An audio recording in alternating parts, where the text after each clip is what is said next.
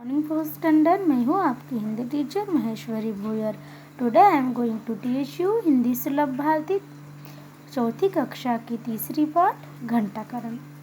Okay, यह एक कथात्मक पाठ है। तो चलो हम इसे स्टार्ट करते हैं।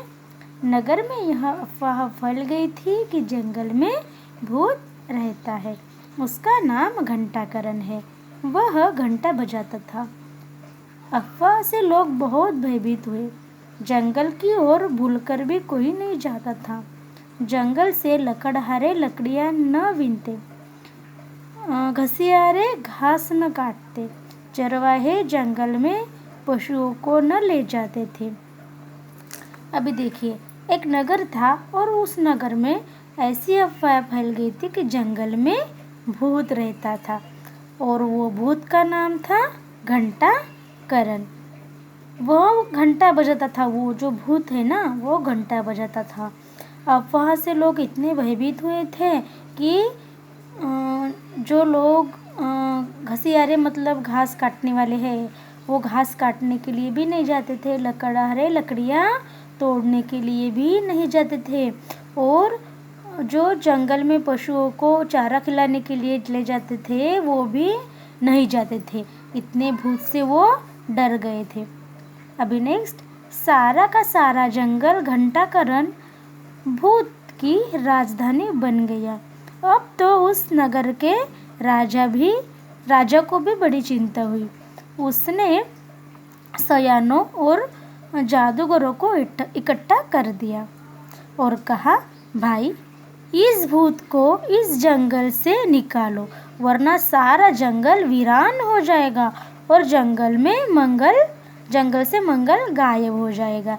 देखो, जो नगर था, उसका जो राजा था, वो भी ये भूत से बहुत भयभीत हो गया था। सारा जंगल जो था, वो भूतों की राजधानी ही बन गया था और सारे वो घंटाकरण जो भूत था उससे डरते थे और राजा को भी बड़ी चिंता होने लगी। तो राजा ने क्या किया, जो सयानों और जादूगरों को इकट्ठा किया। सयानों मतलब जो बुद्धिमान लोग होते हैं वो, और जादूगरों को इकट्ठा किया और उन्हें कहा कि भाई, इस भूत को इस जंगल से भगाना है, निकालना है, तभी जंगल में मंगल होगा, नहीं तो तभी सबका अच्छा होगा, नहीं तो सबका जीवन खराब हो जाएगा, क्योंकि वो बहुत डरते थे, जीना मुश्किल हो जाएगा। अभी नेक्स्ट देखो, लोगों ने अपने अपने तरीके आरंभ किए, परंतु घंटाकरण किसी के काबू में न आया। तभी एक बुद्धिमान मनुष्य उधर कहीं से आ निकला। वह भूतों पे विश्वास न करता था। वह अनुमान लगाने लगा कि सच्चाई क्या हो सकती है। यह साधु का वेश बनाकर जंगल में घुसा। वहां जाकर देखा तो सारा सच उसकी समझ में आ गया।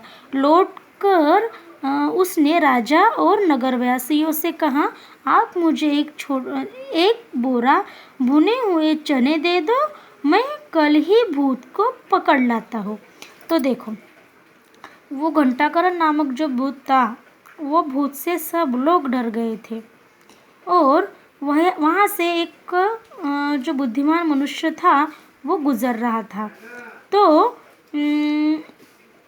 वो गया वहाँ पे और उसने कहा, अगर वो जंगल में गया पहले और जंगल में देखा तो उसे पता चला कि घंटाकरण क्या है, भूत है या नहीं है।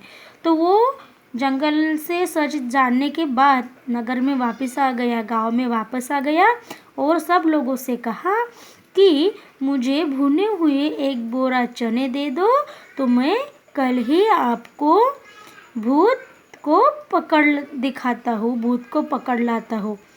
तो सब लोग तैयार हो गए। अभी देखिए, लोगों ने उसका कहा माना। बुद्धिमान मनुष्य ने चने लेकर जंगल में पहुंचा।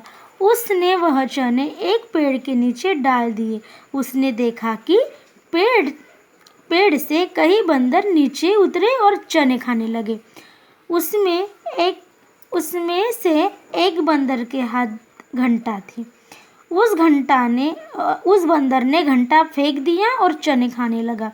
बुद्धिमान आदमी आदमी ने घंटा उठाकर नगर की राह ली। देखो, वो जो बुद्धिमान मनुष्य था उसने क्या किया, चने की बोरी जो थी वो ली और जंगल में चल गया।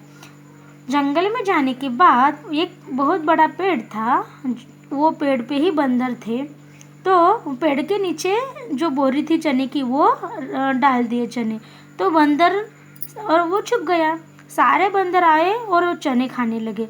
तो जो सारे बंदर का जो समूह था, जो ग्रुप था, वो समूह में से एक बंदर के पास एक घंटा थी और चने खाने के लालच में वो बंदर ने क्या किया, वो जो घंटा थी वो नीचे रख दी, फेंक दी और वो भी चने खाने लगा। तो वो बुद्धिमान मनुष्य जो था उसने क्या किया, वो घंटा उठाई और वो नगर की तरफ जाने लगा, गांव की तरफ जाने लगा। दरबार में पहुंचने पर बुद्धिमान मनुष्य ने राजा से कहा, महाराज, यह घंटा बंदरों के हाथ पड़ गई थी। जब उनकी मौज होती वे घंटा बजाते। इस तरह जंगल में भूत होने की अफवाह फैल गई थी। सारे नगर और राज्यसभा में उस विद्वान को बड़ा आदर मिला। उस बुद्धिमान ने लोगों को सच्चाई परखे बिना किसी भी बात पर विश्वास न करने की अमूल्य सलाह दी। देखो, जब वो बुद्धिमान मनुष्य राज दरबार में पहुंचा तो उसने सारा सच, जंगल का जो सारा सच था, जो भूत घंटाकरण नामक भूत का जो सारा सच था, वो राजा के सामने प्रस्तुत की। और सब लोगों को अभी घंटाकरण नामक भूत का पता चल गया था कि वो भूत वगैरह कोई नहीं बल्कि घंटा एक बंदर के हाथ थी और जब उसका मन करता वो बजाता था, है कि नहीं। अब उसने और एक सलाह दी जो बाकी लोग थे, है कि नहीं, वो बाकी लोगों को सलाह दी कि कोई भी चीज़ बिना परखे, कोई भी चीज़ हो, कोई भी फैसला हो, बिना परखे हुए किसी भी चीज़ पर या किसी पर भी विश्वास नहीं करनी चाहिए। वास्तविक में भूत होते हैं क्या? नहीं होते हैं वास्तविक में भूत। ऐसे ही हमारी गलतफहमी होती है या फिर हम किसी भी गलतफहमी का शिकार हो जाते हैं। तो देखो, वो बुद्धिमान मनुष्य की बुद्धिमानी से घंटाकरण नामक भूत का सच सामने आ गया था, है कि नहीं। और वो घंटाकरण नामक भूत से जो लोग बहुत भयभीत थे, वो अभी भय से मुक्त हो गए थे। यह लेसन से हमें क्या सीख मिलती है कि किसी भी चीज़ या फिर किसी भी वस्तु को या फिर कोई भी बात पर विश्वास करने से पहले उसे अच्छी तरह से परख लेना चाहिए, अच्छी तरह से समझ लेना चाहिए, बाद ही किसी पर विश्वास करना चाहिए। ओके, तो ये रहा हमारा घंटाकरण लेसन। तो आज के लिए इतना ही। ओके, ठीक है, फिर बाय बच्चों, हैव अ नाइस डे।